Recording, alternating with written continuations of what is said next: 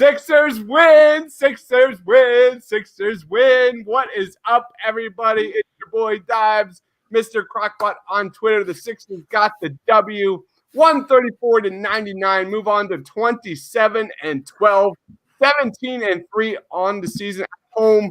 Today we are talking about our action, our grades, our players of the game, top takeaways. Joining us today is my man Justin. He is at J_Bersacetti. Justin, what's going on, man?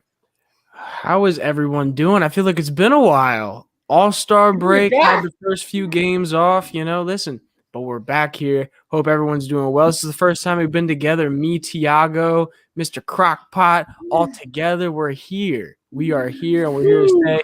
Hope everyone's having a good night, especially after that W.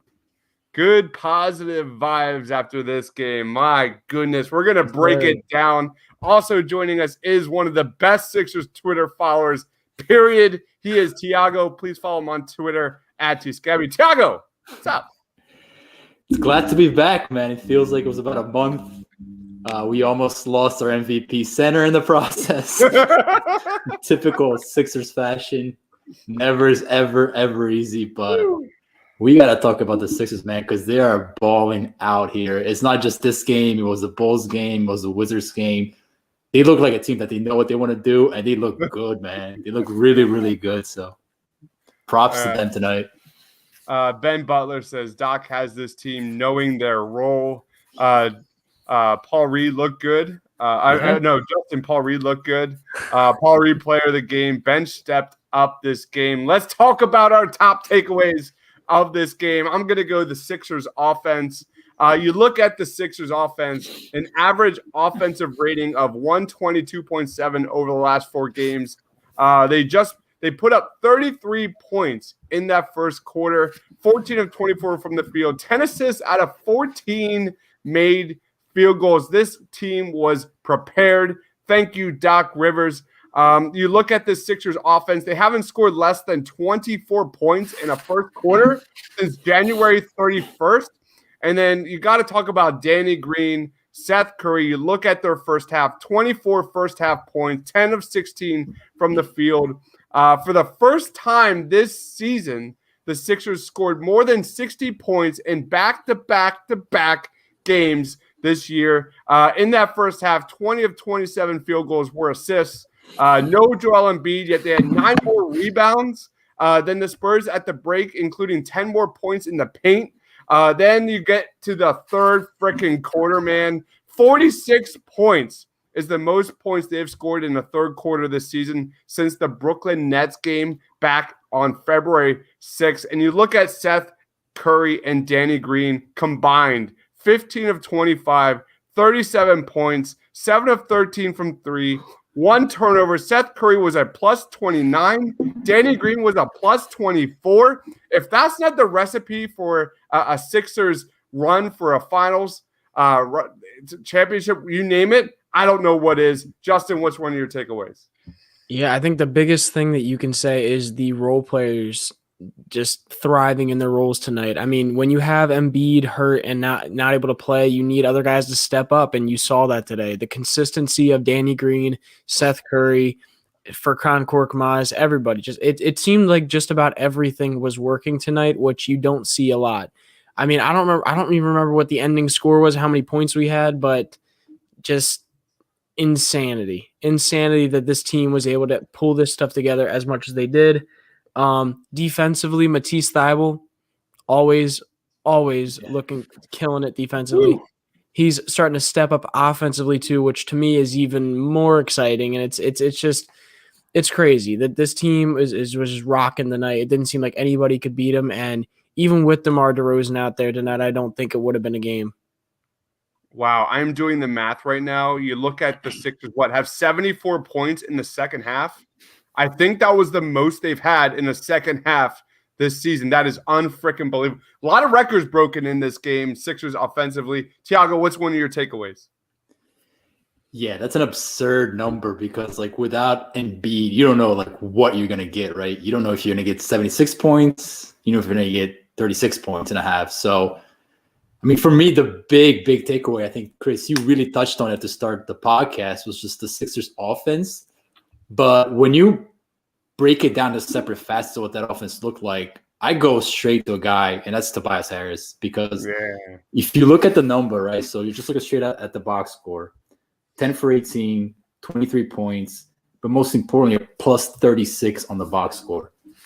I mean, we've talked about Tobias Harris many times in this podcast, and we'll continue to do so over the course of the season because Tobias Harris is now a downhill player, and he's no longer like a side-to-side player. And when Tobias Harris decides that he's going to get the ball, drive, pass, or shoot, he is we talked about this, a bona fide all-star, a third guy on a championship-level team, and he showed it again tonight, man. He's shooting 50% on pull-up field goals in the month of March. That's legit shooting numbers. And translated again tonight, I thought that Danny Green early set the tone, quick triggers, nothing fancy, catch and shoot, really set the tone for the Sixers that, they're not going to be overpassed, they're not going to be cute. And man, like they were on point for most of the game. There was very little lulls, and you said it, the bench came in and did the job. So overall, I thought it was just an A+ effort from the entire team, but primarily the offense. It was really, really good tonight. I love this comment by Mike D. He said the biggest margin loss in Spurs history. I don't know if you guys had the same vibe. Like I'm watching this game and like this is the most I've smiled since the Christmas Day massacre against the Milwaukee Bucks. Like where everything's rolling offensively. Everyone's hitting their shots. They're getting good looks. And you look at, I don't know if you guys are process trusters like myself, but I go back to the game I was actually at, which was supposed to be Tim Duncan's retirement game, and he never freaking played. And it was Boban. It was Boban like getting buckets in the fourth quarter in a massive blowout win for the Spurs. That was a long, long time ago. So amazing how the tides have turned here. Justin, any other takeaways in this game, man? I mean, I think this should just be a takeaway in general right here from the Sixers stats. Sixers have won each of their 3 games coming out of the All-Star break by 22 or more points. 3 straight wins by 20-plus points ties a franchise record, and this is the 6th such occurrence in team history. So, history right there. Unbelievable. Beautiful, man. Yeah. The Spurs. Go ahead, Tyler. I said the Spurs are a little bit like processy. I mean, they're not at the level the Sixers are, but they're a very young team. And they're missing DeMar DeRozan tonight. So it's their best player offensively. But, I mean, you can't let a team like that hang around. They're a good team. They make it hard on you on offense because they move and pass and cut. They play that Brett Brown style of offense. So the Sixers come in and kind of sleepwalk tonight. They were going to get punched in the face. So also give them credit for their defense. I thought Tony Bradley, man, like he was good early to start the game. He made it tough at the rim and kind of made that thing work without Joel. But, overall, solid effort. And speaking of Tony Bradley, it looks like he came down with an injury. Did you guys see anything about how serious that was at all? Or do you see anything come out about that yet? Because I have not. I have not. No. Nothing. Okay, well, hope for the best for him then, because obviously he has been playing really well the past few games in that backup role behind Dwight Howard since Embiid went down. So hopefully he's all right and we can move on with him. But I'm sure we'll get updates, and make sure you go follow our man Austin Krell and Jason Blevins for like constant updates on the team and what they release. So yeah, I want to talk to you guys about Danny Green, because Danny Green has been one of the biggest, most divisive players on this Sixers team, especially heading towards the trade deadline. I just look at his game log. This is now 7 of the last 10 games. He's hit at least 3 3-pointers. 7 of 10. He's getting a job. I know he's lost a step, maybe more than one. I know that defensively he's out of position more than you like. But, man, this guy was all over the court tonight. I really liked what I saw from Danny Green. He had 2 blocks. He was 4 of 7 from 3. He was really the catalyst to get this, especially in that first half, to get the Sixers offense rolling. Where are you guys at now with Danny Green? Is he still like on your to-do list to get him out of here? Because from like the All-Star game, this guy was like hanging out with people. He looked like he had his bags packed. Like he looks like he's ready to go. Justin, has this game changed, or his latest performance changed your perspective on Danny Green's future in Philadelphia? To be honest, I've never really been someone who's like, oh, ship him out because he's bad. If I'm honest with you, like I don't think he's been like necessarily bad this season. I've consistently said he's a great team defender for this team, even when his shots aren't hitting. He's been one of the more productive guys on this team, even when he's not doing well offensively. So to me, I never said, okay, let's get him out of here. But I did say in the past, well, could we get someone who's a more consistent producer on offense in a position where it's needed? Obviously, he's shown lately that that is not the case. But I do still think there are some ways you can upgrade in that position without having Danny Green on this team. But I ultimately do still love Danny Green. I also love Danny Green, not only for what the stuff he gives now, but for the mentoring and leadership he could possibly give to Matisse Thybulle. So, yeah. Danny Green had this like 16-footer jump shot that nearly hit the freaking scoreboard that I haven't seen since like Jermaine Jones. When you see Jermaine Jones hit a corner three back in the day, like he would shoot the ball and the ball would leave the TV screen and then go down. I haven't seen something like that in a long time, man. Tiago, what's your take on Danny Green right now? Chris, you know the difference between Jermaine Jones and Danny Green, though? Funny. Jones could actually jump and dunk the ball. Danny could barely lift his legs from the floor. Listen, if you're asking me, Danny Green is what you need to use as a salary match to get Kyle Lowry. I'm driving Danny Green to the airport tomorrow, man. I appreciate what he's about. He's been playing much better. And I think that he has played better than people give him credit for. Obviously, defensively, he's a much slower player. I'm not going to argue there. But there's a lot of stats out there about three-point shooting and quality of three-point shots. His shot-making stats are up to par with how it was in Toronto and San Antonio. The problem is that he has not had as many quality looks as he's had in San Antonio, Toronto, and LA. So if the Sixers can figure out to get him more open looks, he's going to start hitting more and more shots over the long run. So, I mean, that's a name to keep an eye on because, man, he fits that culture, man. Like, you playing around Ben, you bring out Tobias, man, just catch and shoot, no hesitation. And he did that perfectly tonight. So, he's been playing well. Let's lay off Danny Green for a little bit. He's got 3 rings, right? 3 rings? Yeah. And also,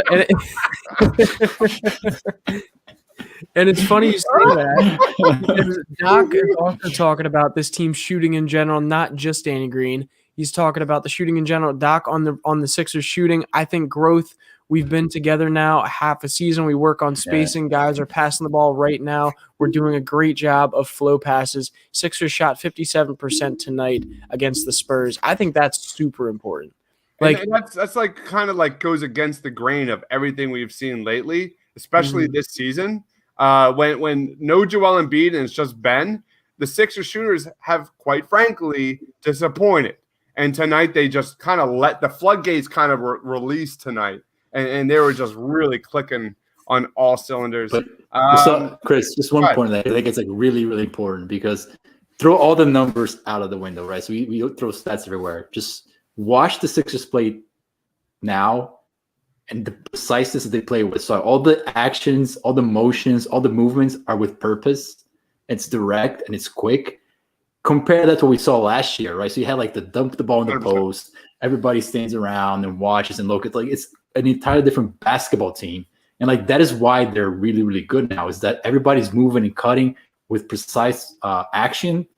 And that makes it really hard to defend, man. Like they're a very, very tough team to defend right now for the reasons that Doc stated. Everybody just knows their role. So, all right. And I think that shows. Sorry, real quick. One more thing based on what Tiago just said.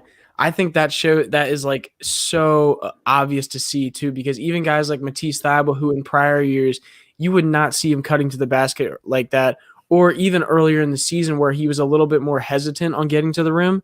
Now, dude, how hard I've seen him dunk the ball the past 3 games is just like ridiculous. Like mind you, he's always dunked the ball hard, but this you're seeing it happen more frequently, and you're seeing more opportunities to do that. And I've been saying this since last year.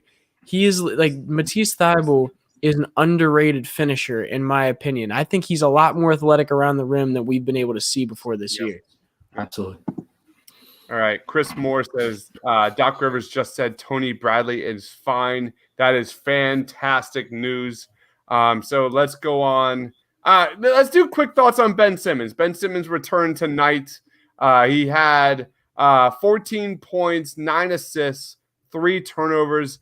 He was basically non-existent until like really that second quarter, where he had like a baby hook. He had an impressive dunk with 2 minutes remaining. He had like 9 quick points there to end the first half. He had a really amazing dunk there, feeded by Seth Curry there, cutting to the basket. That was kind of one of the best moments of this game. Let's lead off with Tiago. Tiago, what was your quick takes on Ben Simmons tonight? I mean, Russ, right? Russ to start the game. Hasn't picked up a ball in 10 days, I think, 7 to 10 days, give and take. So you're going to have that with Ben. We saw that early in the year, right? So he was struggling early in the year when he came back from injury. You expected some of that. I thought that over the course of the game, he settled in. The one thing I have with Ben Simmons, if you want him to be a scorer without Embiid, to me, it goes back to the lineup option you have out there available. So if you're asking Ben Simmons to be a scorer and you play him alongside Tony Bradley or Dwight Howard, his life is going to be much, much harder because, quite frankly, like you watched multiple times tonight, like Jacob Poeltl, right? The guy's name Poeltl? The Spurs center. Or something. Poeltl, sorry. Yeah. Like he would just completely peel off Bradley and just stand in the paint, just waiting for Ben to make that extra move. So, I think that if Doc wants Ben to be that 30 to 40 point guy, which we saw in Utah, space the court, how to do that, you got to experiment. So, can you play Tobias Harris at the 5? Can you play Matisse Thybulle at the 4? Can you start doing things to create more and more space for Ben to operate with? Because, quite frankly, playing with Dwight and playing with Tony Bradley just doesn't work for him from an offensive standpoint. He needs the space to drive and create, and that just is not there with those two around them. So we'll see how that plays out over the course of the 3 weeks here without Joel. Mike says that nasty dunk with authority by Ben Simmons was exactly to the Washington Wizards broadcaster. Before we get on to player of the game, Justin, what was your take on Ben Simmons tonight?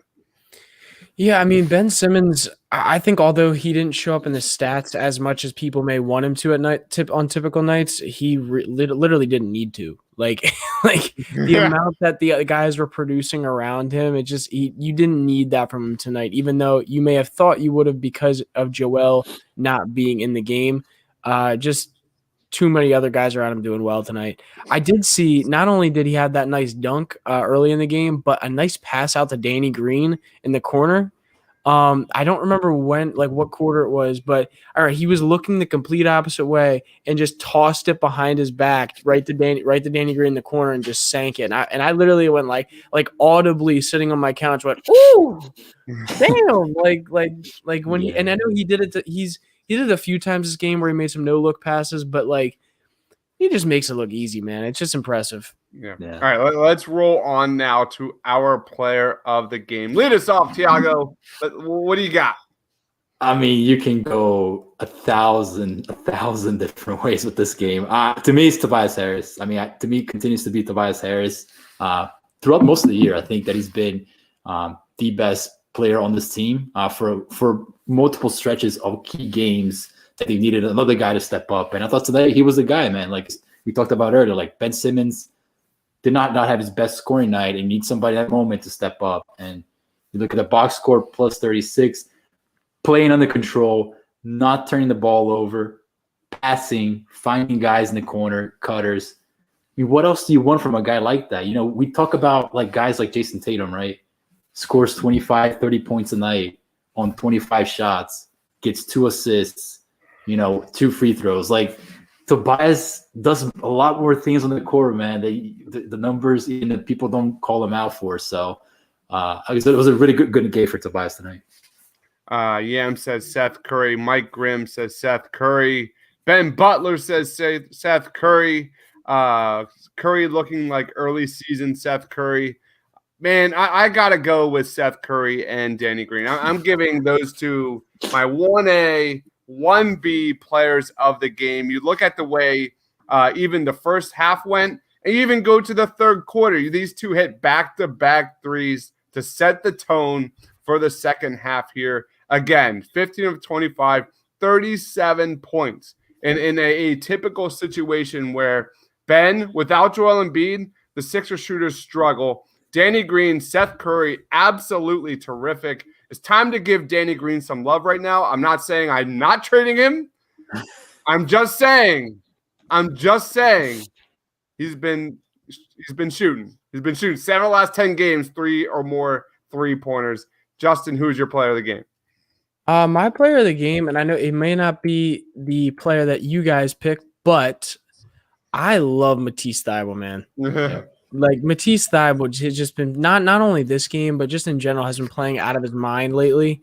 I mean, he had, let me pull it up again.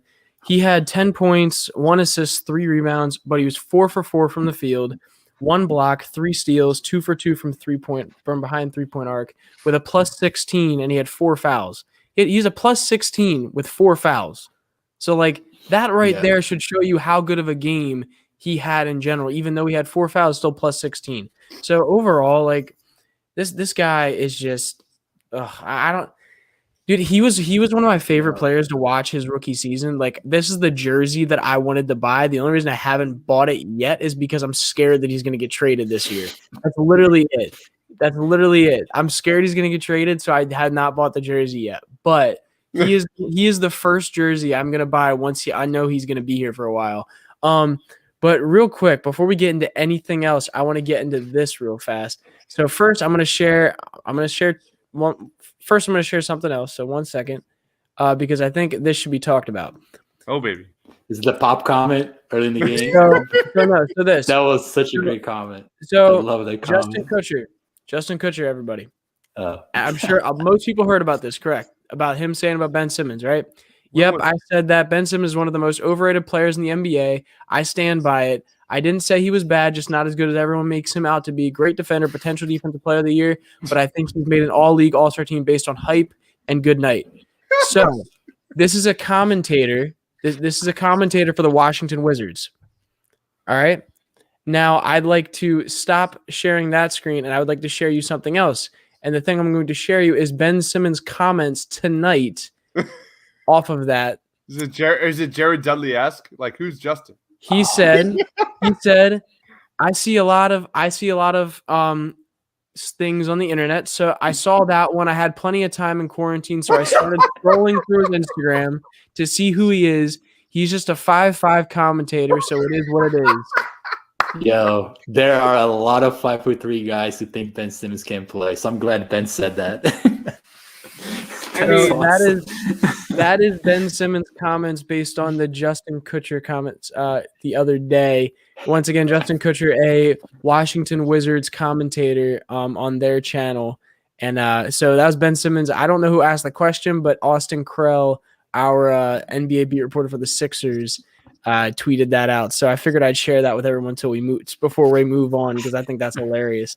Is that not the lesson learned for the Sixers? If you made a documentary about the 2020-2021 Philadelphia 76ers, it is the clown show of these people that are anti-Ben Simmons and looking like complete idiots. But Chris, here's the thing. Like, you're absolutely right. Like, you got to come off the takes, man.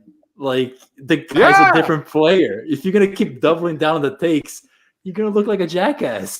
The guy listed his resume, defensive player of the year, all NBA, and still called him overrated. I'm like, what are you doing, man? Unbelievable. He went through like a month plus of averaging over 20 points a game. He finally did it. And that's all we heard on these post-game and watch parties, is that he's got to score 20 plus. He's got to. Then the needles move, the chains move back again and again and again. It's like, get off your narrative, start watching the game, stop watching the box scores. It is almost borderline hilarious at this point, but here we are. I want to throw one quick comment, and that is Dwight Howard. I think Dwight Howard deserves some love here because, like you guys, I think so. Like, I've been in, I've been out, I've been in, I've been out on Dwight Howard like 3 or 4 different times this season. You look at his offensive rating over the last few games: 129,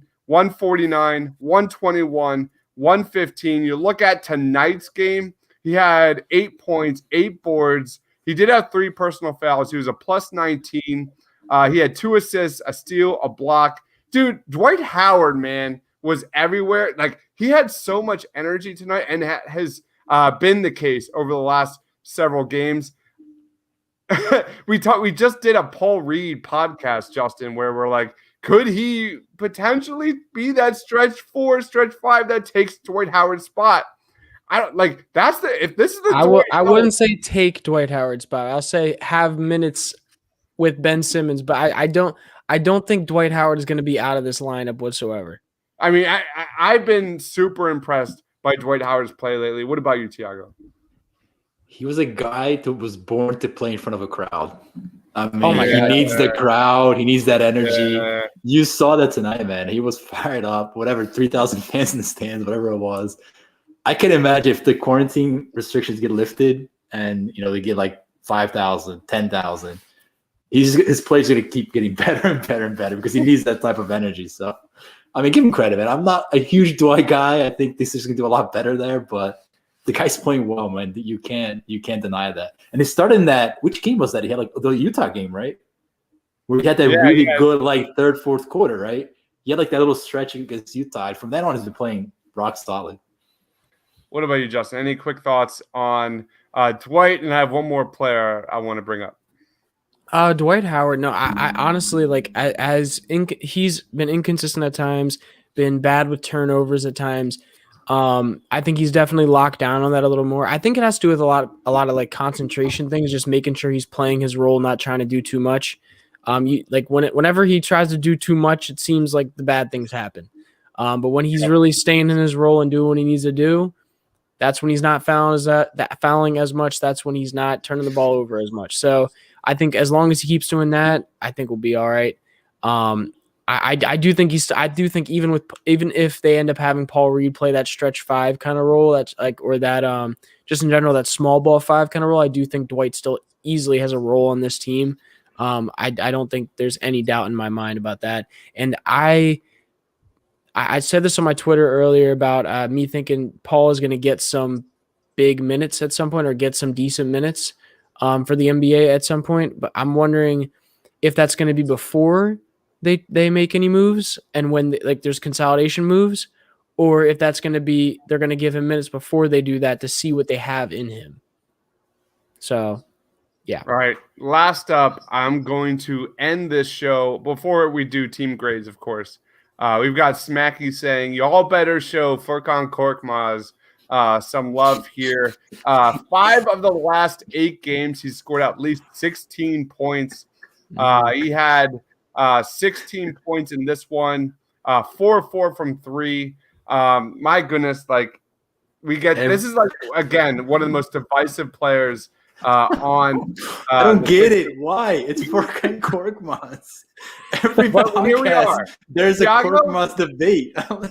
The guy is the most uneventful player we have on the roster, man. But here we are. But people love them to Furkan Korkmaz. Tiago, is Korkmaz here to stay? Are you still ready to move on? If he agrees to change his shoe color to the color of the baseline, so next time he steps out of bounds, the ref can't see, I'm down with keeping Furkan, or else again. I mean, the guy is what he is, man. I listen, he's gonna shoot, man. We talked about this. He's gonna shoot. He's gonna have great games, but guy's not gonna play in the playoffs, man. Maybe play like 2 or 3 minutes. It's the way it is. What about you, Justin? Oh man, listen, I'm just glad that at least now we're talking about Furkan Korkmaz. It's not conversations on should we trade Ben Simmons. That's just what I would talk about Korkmaz and whether or not he should be getting minutes all day, rather than sit here and talk about whether or not Ben Simmons should be traded off this team. So I'll take this over trading Ben Simmons all day. 26 out of 50. I just did the quick math. 26 out of 50 in those 8 games. He scored at least 16 points in the last 5 of the last 8 games. He's shooting nearly 50% from 3 in those games. So there we go. He's not going to play in the playoffs. He's not going to play in the playoffs. I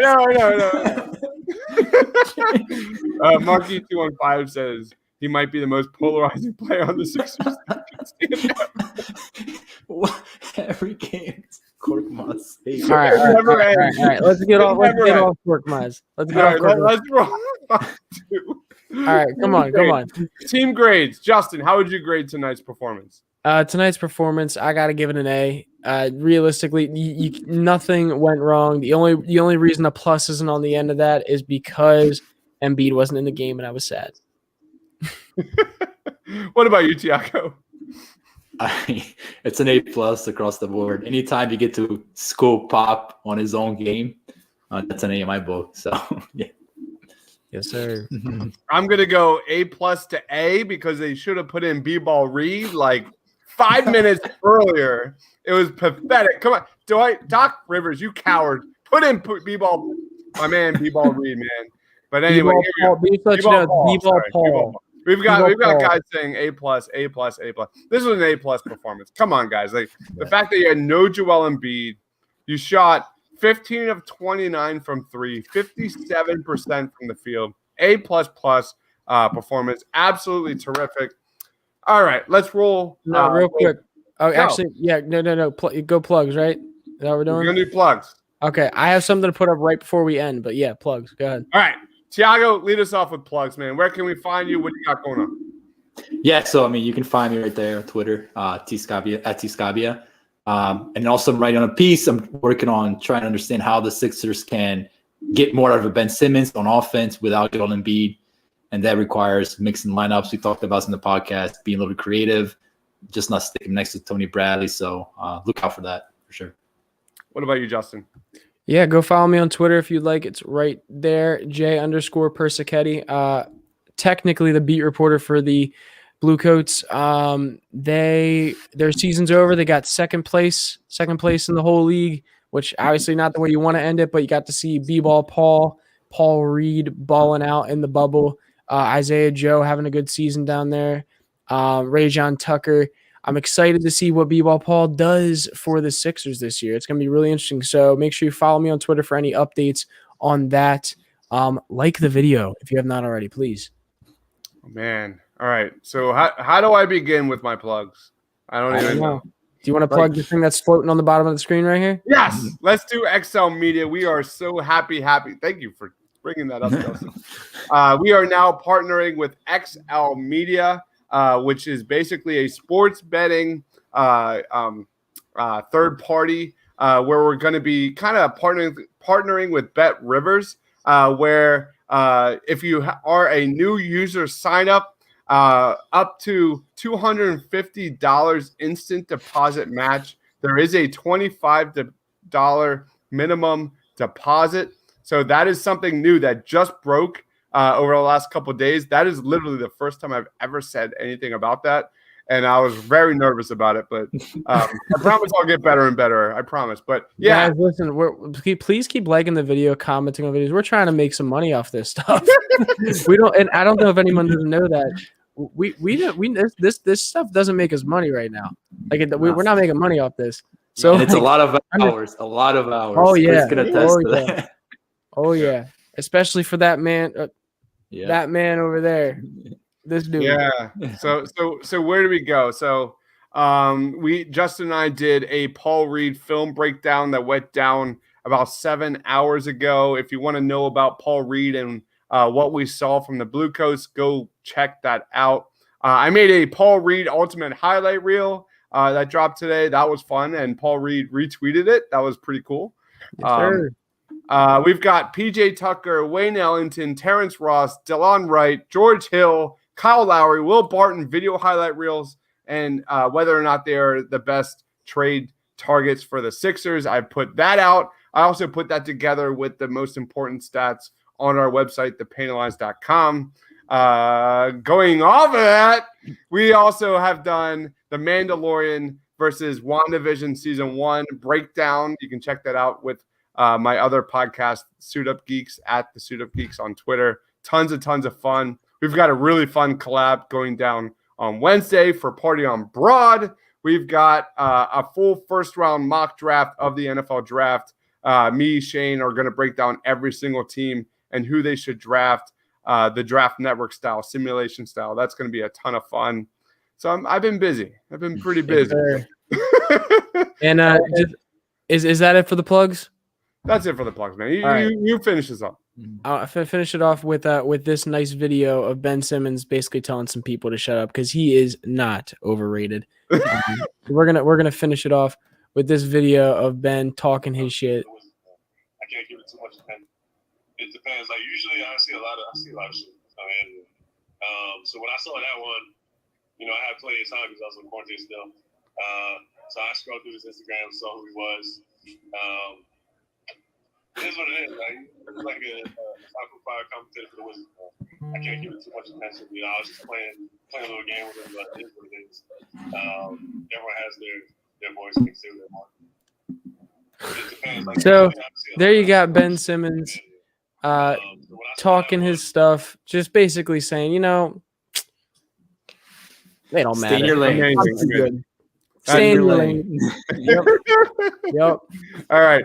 Please be sure to follow my man Tiago on Twitter at @tscabby, one of the best Sixers Twitter followers, period. Go check out his amazing NBA content at thepaintlines.com. He is Justin. Follow him on Twitter at @J_Persichetti, our Delaware Blue Coats beat writer. Please be sure to check out our Paul Reed breakdown. Awesome stuff there. Really good, strong insight into Paul Reed and what we can look forward to as Sixers fans. For Justin, for Tiago, for myself, Sixers get the W tonight.